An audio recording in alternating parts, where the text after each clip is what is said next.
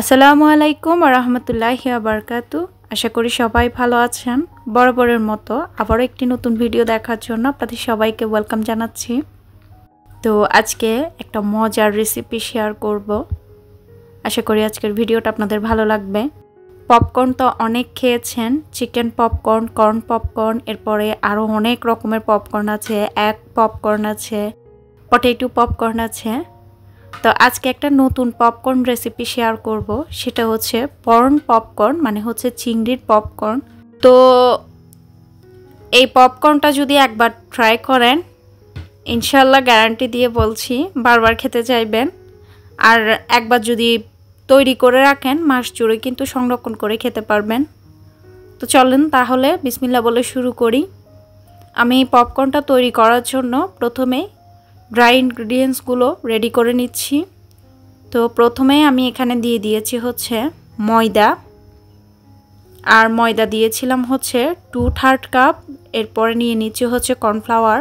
তো এই কর্নফ্লাওয়ারটা আমাদের দেশে পাওয়া যায় কিনা আমি আসলে বলতে পারবো না, বাট এই কর্নফ্লাওয়ারটা কিন্তু খুবই ভালো। যে কোনো স্যুপ তৈরি করলেও কিন্তু বেশি না, জাস্ট 1 টেবিল চামচ পরিমাণ দিলেই হয়ে যায়। মানে যে কোনো বলতে ধরেন 3 থেকে 4 জনের স্যুপ তৈরি করলে কিন্তু 1 টেবিল চামচ পরিমাণ কর্নফ্লাওয়ারে হয়ে যায়। এটা অনেক থিক কর্নফ্লাওয়ারটা। তো এরপরে আমি 1/3 কাপ নিয়েছি হচ্ছে কর্নফ্লাওয়ার। প্রথমে 2/3 কাপ দিয়েছি হচ্ছে ময়দা, এরপরে 1/3 কাপ দিয়েছি হচ্ছে কর্নফ্লাওয়ার। 1 চা চামচ পরিমাণ দিয়েছি হচ্ছে বেকিং পাউডার। তা আসলে কথায় অনেক সময় ভুল ত্রুটি হয়, যদি ভুল ত্রুটি হয় তাহলে প্লিজ ক্ষমা সুন্দর দৃষ্টিতে দেখবেন। এরপরে আমি এখানে অ্যাড করে দিয়েছি হচ্ছে কালো মরিচ, মানে হচ্ছে গোলমরিচের গুঁড়া। তারপরে দিয়েছি হচ্ছে অল্প করে ভাজা জিরার গুঁড়া। এরপরে আমি এখানে শর্মার একটা পাউডার পাওয়া যায়, তো এটা আমার কাছে অ্যাভেলেবল ছিল, সেজন্য কিন্তু আমি দিয়েছি। আপনাদের হাতের কাছে না থাকলে আপনারা জাস্ট এই যে সাদে ম্যাজিক মশলা দেখিয়েছি, ওখান থেকে 1 প্যাকেট পরিমাণ দিয়ে দিলে হয়ে যাবে। এরপরে আমি দিয়ে দিয়েছি স্বাদ মতো লবণ। তো লবণটা জাস্ট শুকনো উপকরণের জন্যই দিতে হবে, কারণ আমরা যখন চিংড়িটা ম্যারিনেট করব তখন কিন্তু ওখানেও লবণ অ্যাড করব। তো শুধুমাত্র শুকনো উপকরণের জন্য অল্প করে লবণটা দিবেন। তো তারপর আমি কিন্তু এখানে লাল মরিচের গুঁড়া দিয়েছি কালার সুন্দর আসার জন্য। তো সব কিছু দিয়ে আমি প্রথমে ভালো করে মিক্স করে নিয়েছি। তো কোনো কিছু মিক্স করার ক্ষেত্রে আমি কিন্তু হাত দিয়ে মিক্স করতে বেশি পছন্দ করি। আর দ্বিতীয়ত, আমরা যেহেতু সবসময় হাউস ওয়াইফরা বাসায় থাকি, তো সেক্ষেত্রে কিন্তু বারবার হাত ক্লিন করা হয় বা পানি দিয়ে ওয়াশ করা হয় আর কি। সেক্ষেত্রে কিন্তু হাতে ময়লা থাকে না। তো যাই হোক, আপনারা চাইলে যে কোনো স্ট্যান্ডারের মধ্যে নিয়ে ডিরেক্টলি চেলে নিতে পারেন। তো এই তো এখানে আমি নিয়ে নিয়েছি হচ্ছে 1/2 কেজি পরিমাণ চিংড়ি মাছ। আর চিংড়ি মাছগুলোকে আমি খোসা ছাড়িয়ে উপরের রগটাও কেটে মানে ফেলে ওয়াশ করে নিয়েছি। সাথে কিন্তু পানিগুলো আমি চেপে চেপে ফেলে দিয়েছি। আমি কোনো প্রকার পানি ঝরাতে রাখিনি, যেহেতু আমি তাড়াহুড়া করে বা হুটহাট করে তৈরি করছি। আর এই নাস্তাটা কিন্তু রেস্টে রাখার কোনো প্রয়োজন হয় না, সাথে সাথেই তৈরি করে নিতে পারেন। বাচ্চাদের টিফিনেও কিন্তু এটা দিতে পারেন চাইলে। তো চিংড়ি মাছ নিয়েছি 1/2 কেজি পরিমাণ। এরপরে আমি 1 টেবিল চামচ পরিমাণ সয়া সস দিয়েছি, 1 চা চামচ পরিমাণ লাল মরিচের গুঁড়া, 1/2 চা চামচ পরিমাণ জিরার গুঁড়া, গোলমরিচের গুঁড়া দিয়েছি 1/2 চা চামচ পরিমাণ, স্বাদ মতো লবণ দিয়ে দিয়েছি। আর আমি এখানে আদা রসুন কোনো প্রকার বাটা বা গ্রেট করে দিইনি, সেজন্য আমি এখানে একটা মশলা ইউজ করছি। আপনারা চাইলে যে কোনো আদা বাটা বা পাউডার দিতে পারেন, তা না হলে গ্রেট করেও দিতে পারেন। তো আমি এখানে গার্লিক আর হচ্ছে কোরিয়ান্ডার মিক্স একটা পাউডার পাওয়া যায়, সেটাই দিয়ে দিচ্ছি। আর সে কারণে কিন্তু আমি ধনিয়া গুঁড়া দিই নাই। তো এগুলো দিয়েছি, আর সাথে দিয়েছিলাম কিন্তু শর্মা পাউডারটাও দিয়েছি অল্প করে। তো শর্মা পাউডারটাও আমি 1/2 চা চামচ পরিমাণ দিয়েছি। এরপরে আমি এখানে দিয়ে দিচ্ছি লেবু রস। তো শর্মা যে পাউডারটা দিয়েছি আমি, শর্মা মিক্সার আর কি, সেটা কিন্তু সবার হাতের কাছে অ্যাভেলেবল নাও থাকতে পারে। আপনারা এই ক্ষেত্রে এখানে সাথে ম্যাজিক মশলাটা দিয়ে দিবেন। আর আমি কোরিয়ান্ডার সে সাথে হচ্ছে গার্লিক যে মিক্স পাউডারটা দিয়েছি, সেটার পরিবর্তে আপনারা রসুন বাটা বা হচ্ছে রসুন গ্রেট করে দিতে পারেন, আর হচ্ছে ধনিয়া গুঁড়া দিয়ে দিতে পারেন। তো এগুলো সবগুলো দিয়ে আমি এখানে একটা ডিম দিয়ে দিয়েছি, আর এখন আমি ভালো করে সব কিছু মিক্স করে নিব। আপনারা চাইলে কিন্তু রেস্টে রেখে দিতে পারেন, তো আমি রেস্টে রাখবো না, সাথে সাথেই তৈরি করে নিব।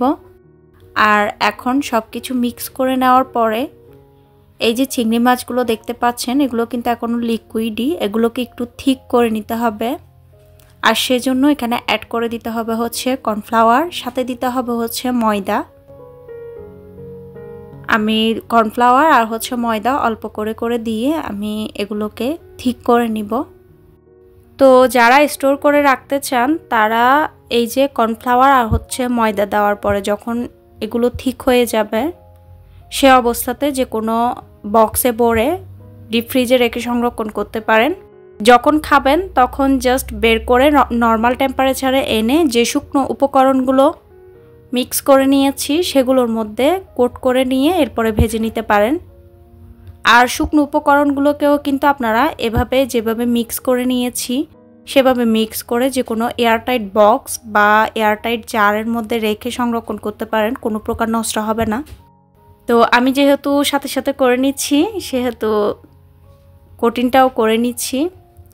আরও একটা জিনিস করতে পারেন, সেটা হচ্ছে যদি একদম ভেজাল মুক্ত চান তাহলে এভাবে ডিরেক্টলি কোট করে যে কোনো ট্রের মধ্যে নিয়ে সুন্দর করে ডিপ ফ্রিজে রেখে দিবেন। যখন কিনা শক্ত হয়ে যাবে এরপরে যে কোনো জিপলক ব্যাগ বা এয়ারটাইট বক্সে রেখে সংরক্ষণ করতে পারেন। জাস্ট যখন খাবেন তখন শুধু বের করে, নর্মালে আনার কোনো দরকার নাই, ফ্রিজ থেকে বের করে সাথে সাথে গরম তেলে দিয়ে দিলে হয়ে যাবে।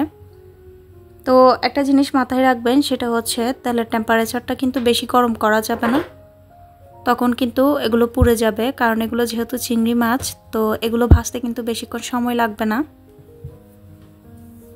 তো আমি প্রথমেই কিছুটা দিয়ে দেখেছি যে আমার চিংড়ি মাছের গায়ের মধ্যে শুকনো উপকরণগুলো ভালোভাবে লাগে কিনা, তো লেগেছে, বাট তবুও আমি পরবর্তীতে আরও একটু ঠিক করে নিয়েছি। আমি চেয়েছি মশলাগুলো নষ্ট না করার জন্য, সেজন্য আমি আরও কিছুটা পরিমাণ ময়দা আর হচ্ছে কর্নফ্লাওয়ার দিয়ে চিংড়ি মাছের যে মিশ্রণটা তৈরি করে রেখেছি তো সেটাকে ঠিক করে নিয়েছি।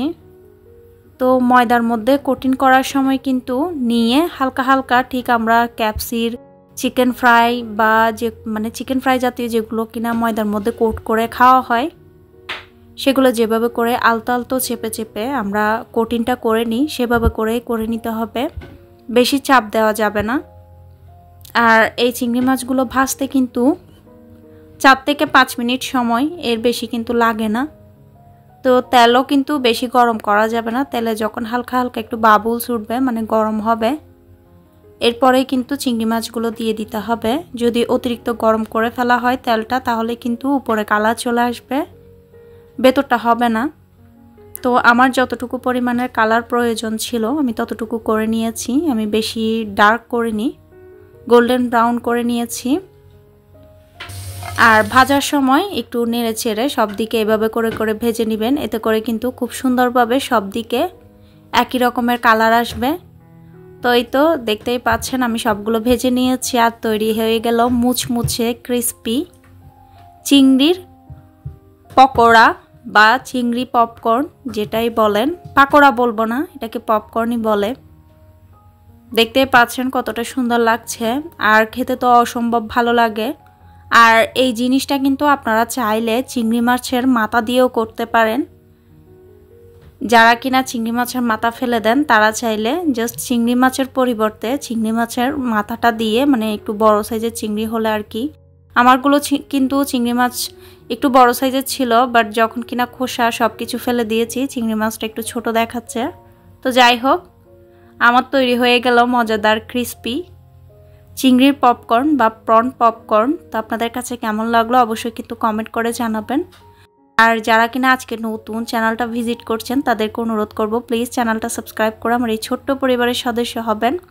সেই সাথে ভিডিও ভালো লাগলে সবাইকে অনুরোধ করছি একটি লাইক দিয়ে আমার চ্যানেলের সাথে থাকার জন্য। যারা সবসময় আমাকে সাপোর্ট করে যাচ্ছেন তাদেরকে মন থেকে অসংখ্য ধন্যবাদ, সেই সাথে অনেক অনেক ভালোবাসা। তো এই পাশে আর একটা মজার জিনিস শেয়ার করি। এখন কিন্তু অতিরিক্ত গরম পড়ছে, আর এই গরমে আমের সিজনও, তো এরকম আম মাখা খেতে কিন্তু সবারই ভালো লাগে। তা আমি আম মাখাটা কীভাবে মাখি সেটাই শেয়ার করছি, মানে হচ্ছে আমের ভর্তা বলতে পারেন বা আম মাখা যেটাই বলেন। আমি একটু কাশ্মীরি লাল মরিচের গুঁড়া নিয়েছি, সাথে দিয়েছি বিট লবণ, নর্মাল লবণ, চিনি, আর দিয়েছি হচ্ছে সরিষা বাটা। সেই সাথে আমি দিয়ে দিচ্ছি সরিষার তেল। আর যে আমগুলো দেখতে পাচ্ছেন সেগুলোকে আমি গ্রেটারের যে বড় সাইজের অংশটা থাকে সেটা দিয়ে গ্রেট করে নিয়েছি। গোটা অবস্থাতে গ্রেট করলে এরকম কিন্তু লম্বা লম্বা হয়। আর একটা রসুনও দিয়েছি, রসুনের পরিমাণ বেশি দিবেন না, তখন কিন্তু ঝাঁঝালো হয়ে যাবে, এতে করে খেতে ভালো লাগবে না। তা আমি এখানে সরিষা বাটাটা দিয়েছি, আপনারা চাইলে কাসুন্দিও দিতে পারেন। তো এই তো সবশেষে সরিষার তেল আরও একটু দিয়ে ভালোভাবে মিক্স করে উপরের দিকে আরও একটু সরিষার তেল দিয়ে পরিবেশন করে নিলাম। তো কেমন লাগলো অবশ্যই সবাই কিন্তু কমেন্ট করে জানাতে ভুলবেন না। আর আজকের মতো বিদায় নিব। সবাই ভালো থাকবেন, সুস্থ থাকবেন, আমার পরিবারের জন্য দোয়া করবেন। টাটা, আল্লাহ হাফেজ।